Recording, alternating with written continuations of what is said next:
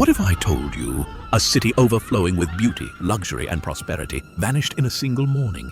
They had everything: wealth, power, fertile lands, and freedom to do whatever they pleased. But behind the luxury was a people so corrupt, their cries reached the heavens, and God came down, not with an army, not with a flood, but with fire. This is not just a story of destruction. It's a story of judgment, mercy, of warning, and of a man who dared to ask God, "Will you really destroy the righteous with the wicked?" But before the fire fell, before the sky turned to flame, heaven listened. God remembered Abraham, and in mercy, he pulled one family from the fire. A story of destruction? Yes, but also a story of hope for those who trust in God's mercy. This is the story of Sodom and Gomorrah. Long ago, in the ancient lands of Canaan, two cities stood tall in the valley of the Jordan, Sodom and Gomorrah.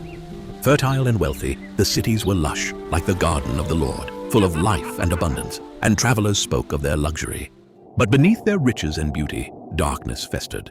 These were cities without fear of God. Their people had turned from righteousness and justice. Violence, pride, and cruelty became their way of life. Their streets echoed with mockery and lust, not with songs of praise. They rejected the stranger. They oppressed the defenseless. They delighted in sin and called it freedom. The prophet Ezekiel would later write of them, "Now this was the sin of your sister Sodom. She and her daughters were arrogant, overfed, and unconcerned. They did not help the poor and needy. They were haughty and did detestable things before me. Therefore, I did away with them as you have seen."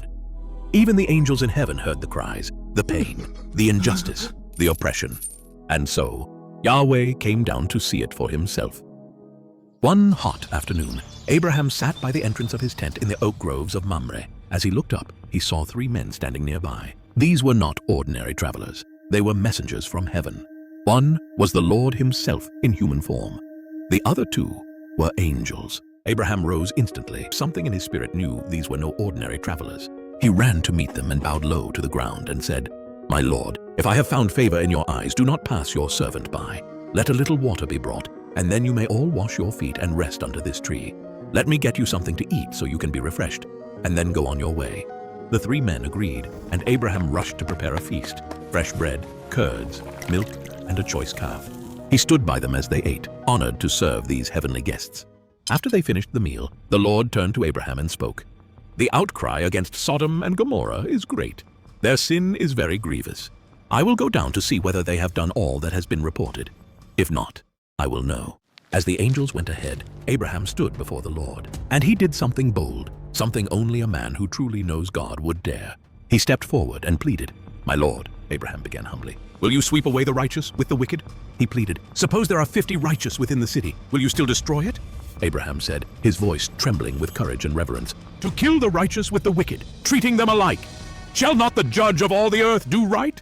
The Lord replied, "If I find 50 righteous people in Sodom, I will spare the whole place for their sake." Abraham grew bolder. "What if there are 45 or 40, 30, 20? Each time, the Lord answered patiently, "For their sake, I will not destroy it." Finally, Abraham said, "Let me speak once more. What if only 10 are found there?" The Lord said, "For the sake of 10, I will not destroy it." Abraham dared not ask for more. Then the Lord departed, and Abraham returned to his tent, his heart heavy, hoping there were at least 10 righteous souls in the city. The sun lowered in the sky. The two angels approached the gates of Sodom, and the hour of judgment crept closer. The angels arrived at the city gates. There sat Lot, Abraham's nephew, in the gateway of the city. He had chosen to live in Sodom years earlier, drawn by its wealth and fertile plains, despite its reputation for wickedness. When Lot saw the visitors, he rose and bowed low. "My lords," he said, "please come to your servant's house and spend the night. Wash your feet and rise early to continue your journey." The angels said, "No, we will spend the night in the square." But Lot insisted urgently. He knew what the city was capable of. He knew what happened in the city square at night. The streets were not safe, not for travelers, not even for the innocent. Eventually they agreed, and he brought them into his home and prepared a feast. But before they had gone to bed, a terrible sound echoed through the streets.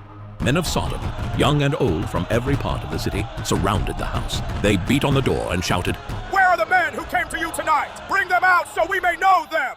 Their demand was not about hospitality. It was a violent, immoral demand. The phrase "to know them" in this context was a euphemism for sexual assault, an expression of Sodom's depravity and humiliation of outsiders.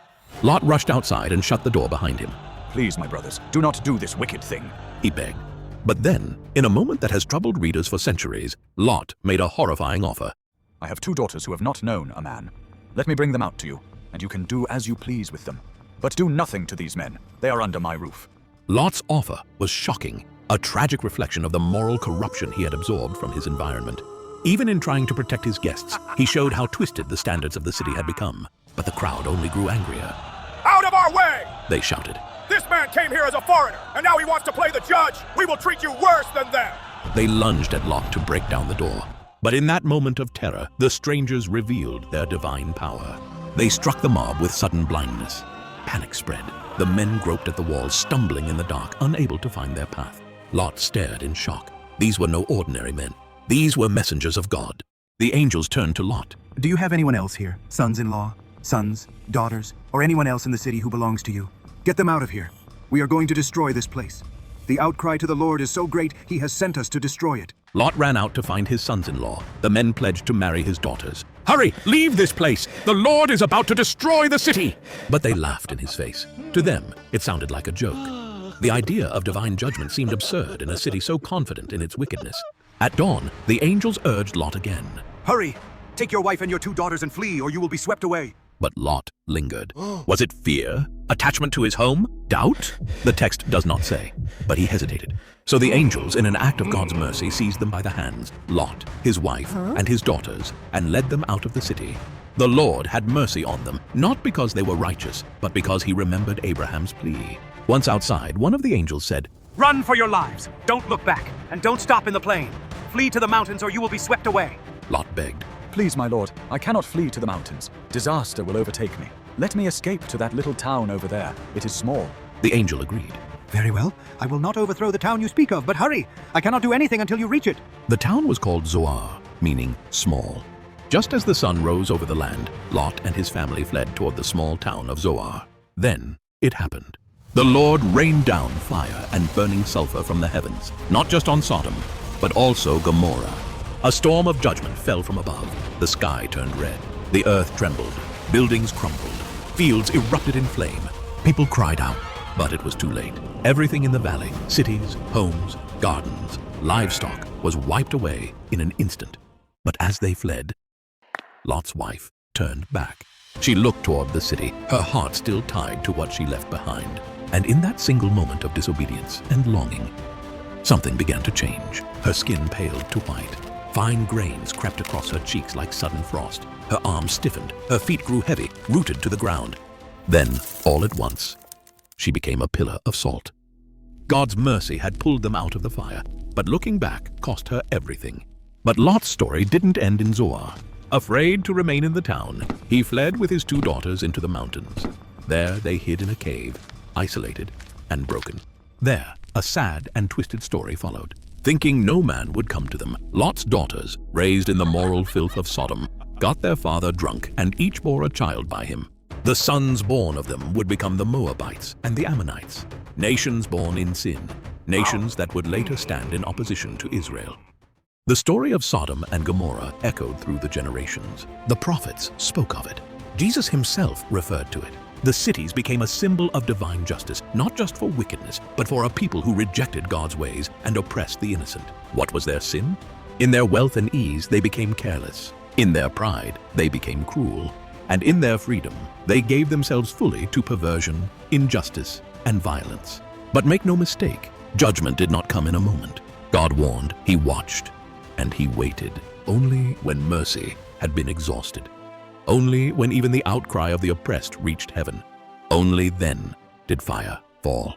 Yet even in this dark tale, we also see a spark of mercy. God spared Lot. He remembered Abraham's intercession. He delayed judgment until the righteous were removed. This is a story of patience, a story of justice, and a story of grace for those who listen, turn, and remember the ways of the Lord. And what of today? We look at our world, at cities filled with wealth and wonder, yet pulsing with arrogance, violence, and perversion. We see nations, such as the US and Western countries, once shaped by biblical values, now embracing the very sins that marked Sodom. Perversion protected as freedom, arrogance praised as confidence, the poor ignored, while luxury thrives, sexual confusion taught as identity, greed applauded as ambition, blasphemy disguised as boldness, nudity now a form of expression, corruption justified as strategy, prayer mocked, while evil is paraded, and those who stand for God silenced.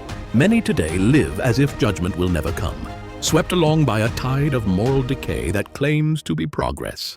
But Scripture warns, righteousness exalts a nation, but sin is a disgrace to any people. Yet even now, there is hope. God still listens. He still saves. He still extends mercy to those who will turn, repent, and seek refuge in Him. Let every heart remember, the Lord is slow to anger, abounding in love, but He will not leave the guilty unpunished. The fire that fell was not just punishment, it was a plea across time, a call for cities, families, and individuals to wake up, to turn back, and to remember the God who judges also saves. In this world that so closely mirrors Sodom's corruption, following Jesus can feel like going against the current, a lonely path that many reject. Following Jesus might feel uncool. People may call us boring or old-fashioned. The pressure to conform can be overwhelming, and the voices of the world will often mock our faith and values. But remember, the people of Sodom followed the crowd into destruction, and their story is a warning. We are called to be different, to resist the pull of the majority, and stand firm in the truth. Jesus said, "Enter through the narrow gate. For wide is the gate, and broad is the road that leads to destruction, and many enter through it. But small is the gate, and narrow the road that leads to life, and only a few find it." The crowd does not lead to life, it leads to death. So refuse to follow the crowd blindly as the people of Sodom